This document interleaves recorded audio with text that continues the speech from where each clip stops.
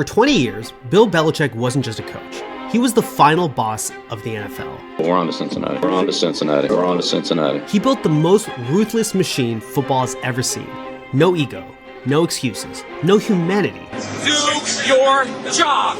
But now, he's getting clowned. Bill Belichick dating this 24-year-old girl. It's the weirdest shit ever. She's my TA. Bill Belichick topless. Is this a walk of shame? The guy's been winning Super Bowls longer than his girlfriend has been alive. I mean, The one thing he always controlled was the story. And now, the story is controlling him. He's now facing consequences. This past week, the greatest coach of all time was not voted into the Pro Football Hall of Fame on the first ballot. I grew up as a teenage newspaper intern around the Belichick Patriots at their height, and I wanted to find out, how did this happen? We're gonna walk through how Belichick went from a feared genius to a laughingstock. How did the greatest football coach ever become more known for his dating life? How did Tom Brady's post-Belichick success change how we remember the Patriots dynasty? And if the Patriots can get back to the Super Bowl without Belichick, what's that mean for his legacy? In order to understand everything that has happened with Bill Belichick, we have to understand the mindset that shaped Bill Belichick. And the book that best covered this was The Education of a Coach by David Halberstam, one of the greatest sports writers ever. This book was published in 2005 as the Patriots dynasty was taking off and Tom Brady was starting to become a household name. And what I learned from this book is the mindset that Belichick carried towards building a team, that nobody is special and that everyone is replaceable. But the reason he thought everyone was replaceable wasn't because he didn't respect the players. Belichick wanted to just build a team that could survive any injury, that wasn't just great in one way, but can also become anything he wanted them to become. The best players under Belichick were never just the superstars. They were the players who could do a little bit of everything. Players like Troy Brown, who played wide receiver and cornerback, James White, Kevin Falk, Matthew Slater, Julian Edelman. Versatility gave Belichick power. The best example of this came in 2019 when the Patriots played the Rams during the Super Bowl. The Patriots had gone to the Super Bowl that season with a defense that blitzed a lot.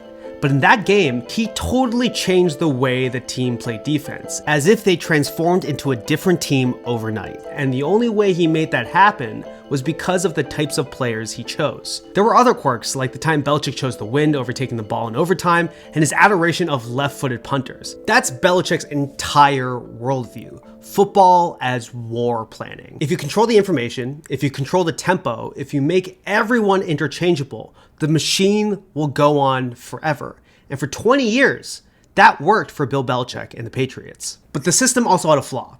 It was built around a quarterback so great that it made the machine look immortal. The Patriots dynasty wasn't just a football team, but a partnership, a marriage between the 199th overall pick and a coach who had been overlooked for most of his career. But like a lot of marriages, there was tension for years, as Seth Wickersham masterfully covers in his book on the Patriots dynasty. Brady wanted to be treated like the quarterback who made the machine go, while Belichick thought of the quarterback as another part of the machine. But that only works until your nobody special quarterback becomes the sport's most powerful player, the undisputed GOAT in NFL history. And suddenly, as Brady and Belichick's tensions were rising about who was actually in charge of the team's success, another question emerged. Who actually runs this franchise? Tom Brady or Bill Belichick? And when the moment came, Patriots owner Robert Kraft had to choose. Was the Patriots going to be Brady first or Belichick's system first? Ultimately, Belichick won the power struggle, and Brady took his bags and moved to the Tampa Bay Buccaneers. And the Patriots entered a new era. It was a bet that the Patriots dynasty could survive without Tom Brady. When Brady left and immediately won a Super Bowl in Tampa Bay, it changed the way everyone saw the dynasty. The storyline became clear. Maybe it was Brady the entire time. For years, Belichick's entire brand was inevitability. But the post-Brady Patriots were not inevitable. First came Cam Newton, which wasn't a disaster, but it wasn't very good either, like a team trying to win with duct tape and discipline. And then came Mac Jones. For a minute, it looked like Belichick had done it again and found the next guy. But then it collapsed into dysfunction. Offensive coordinator Josh McDaniels left to coach the Oakland Raiders, and Belichick anointed Matt Patricia to coach the offense, something Patricia had never done in his entire career. And then came this loss against the Raiders, the fourth quarter lateral, a loss so stupid it didn't feel unlucky. It felt like Belichick's entire shtick had turned into arrogance. As the Patriots struggled, what once made Belichick look like a genius, the coldness, the control, the nobody special element, suddenly started to look much more like stubbornness. And as Brady ascended into immortal status, Belichick wasn't just losing games, he was losing aura. And then it actually ended. In 2023, Kraft fired Belichick, although it was framed as a mutual decision. The dynasty was history. But that was just the beginning of Belichick's descent.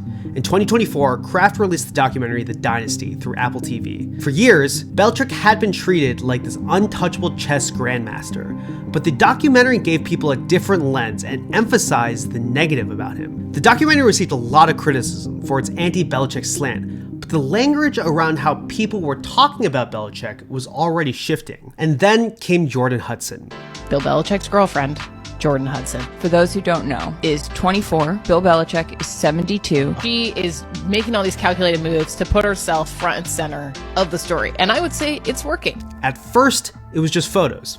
Belichick, this cold, sealed military mastermind, suddenly was showing up in public like a normal celebrity. And the internet reacted the way it does when someone powerful suddenly looks human. It memed it. And then there was the mysterious origin story. Where did she come from? How did they meet? Why is Belichick, who is notoriously private, suddenly all over the internet? The details were fuzzy, and the timeline debated, and the more unclear it was, the more people wanted to talk about it. But then the celebrity gossip turned into something else. It wasn't just that Belichick suddenly had a new young girlfriend. It was that she was involved in every single aspect of his life. Public appearances, the messaging, the negotiations, the media strategy. Belichick had built so much of his success over his career on information control. But suddenly, he found himself in the one environment where you can't control information like that. Celebrity culture. For a year, Belichick was a member of the media. He appeared on Pat McAfee's show, and he even took shots at the Patriots when they drafted quarterback Drake May out of the University of North Carolina. He wrote a book, and suddenly he was doing what seemed like 10 different shows all at once. After his 1 year in media, Belichick interviewed for a job with the Atlanta Falcons, but there was a lot of pushback from those in the front office, and owner Arthur Blank decided to go in a different direction. And suddenly, the greatest coach of all time, who people imagined would have other head coaching options in the NFL, had nothing to show for. And so with no other options, Belichick took a job as the head coach of the University of North Carolina. And that's when things started to get even messier. The clearest example came on CBS Sunday Morning. In what was supposed to be a soft legacy-shaping interview, Belichick promoting a book turned extremely awkward. Belichick got asked why Robert Kraft wasn't mentioned in his book, not even in the acknowledgments, and he answered flatly. Correct. Then he got asked if he was treated with dignity and respect when Kraft moved on from him, and Belichick insisted it was mutual, even after Kraft had publicly called it a firing. And then as the interview drifted towards the question everyone was waiting for, his relationship. How did you guys meet? Not talking about this. No?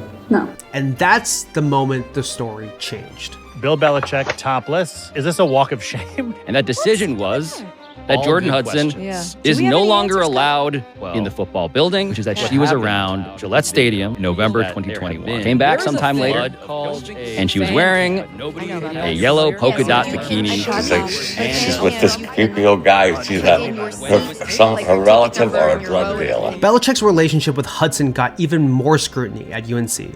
She was spending time around the team, on emails with the university, and rumors spread like wildfire among parents, students, and on TikTok. The world had changed. This was no longer the world that Belichick had come up in, the traditional media world where you can control all the information through press conferences. So even if Belichick wanted to go back to his old ways of saying nothing, he couldn't because the world had moved beyond his old strategies. Suddenly, people weren't just watching Bill Belichick to see if he was still good at coaching football. People were watching Bill Belichick because they wanted to know who's actually in control here. And as Belichick coached UNC in his first season, it felt like every week became a referendum. The whole college football world was watching. but it collapsed almost immediately. UNC got blown out by TCU in the opener and had big losses to UCF and Clemson that made the program look unprepared. The Tar Heels finished 4-8 and ended the year getting crushed by NC State. The season didn't match expectations and fueled the negativity surrounding Belichick's career. And all of this came to a head a few weeks ago when ESPN broke the news that Belichick would not be making the Pro Football Hall of Fame on the first ballot, a culmination of all of the negative press Belichick has received the last few years. And so, how did we even get to this place where one of the greatest football coaches ever is suddenly getting snubbed on the highest of stages? Belichick is going to make it into the Hall of Fame one day, and I believe that the fact that he got snubbed is more a poor reflection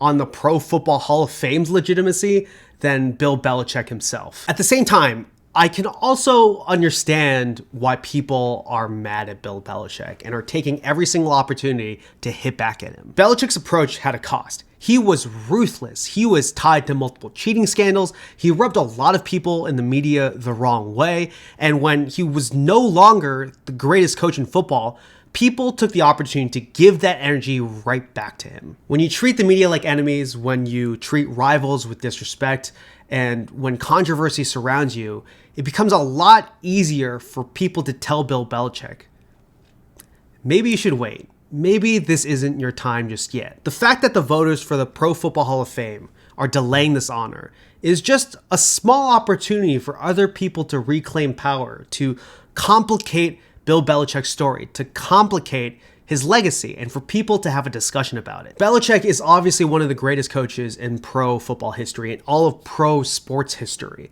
But honors like the Hall of Fame are human honors, and they're not just built on resume. They're built on the legacy of how you treated people around you. Legacy is a relationship, and Belichick spent 2+ decades refusing to have one with the public, with the media, and his rivals. A lot of people know the recent Belichick story because of the off-the-field headlines, but the legacy shift didn't start there. It started when Tom Brady left the Patriots. And now the Patriots are back in the Super Bowl with Mike Vrabel and Drake May and Robert Kraft still at the helm. And the Patriots way, in many ways, still lives on through Mike Vrabel, who played under Bill Belichick in the initial 3 Super Bowl dynasty. And so even though Belichick is no longer at the helm, it's impossible for me as a Patriots fan to not see his fingerprints all over this team and the way that it operates, even if he's no longer the head coach of the team. Belichick spent his career building a Patriots dynasty where he wanted to remove emotion, where he wanted to make everyone interchangeable. And ultimately, it cost him in the moment, right now, when he needs people to feel something for him. Let me know what you think about Bill Belichick, the Patriots dynasty, the fact that Drake May and the Patriots are back in the Super Bowl. Let me know in the comments. Thank you so much for watching. If you learned something, make sure to subscribe. I'll see you in the next one.